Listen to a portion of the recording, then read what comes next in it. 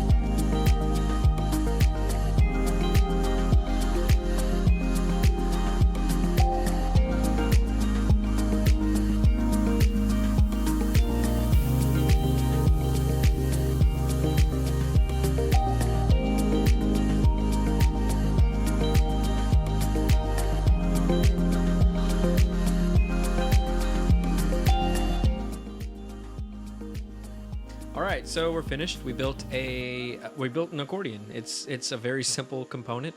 We did it in React. It didn't take a whole lot of time, and it used a couple of basic, very fundamental features of React. So it's a great little practice project. I'm going to go get started on episode 16, and I'll see you in that video. Peace.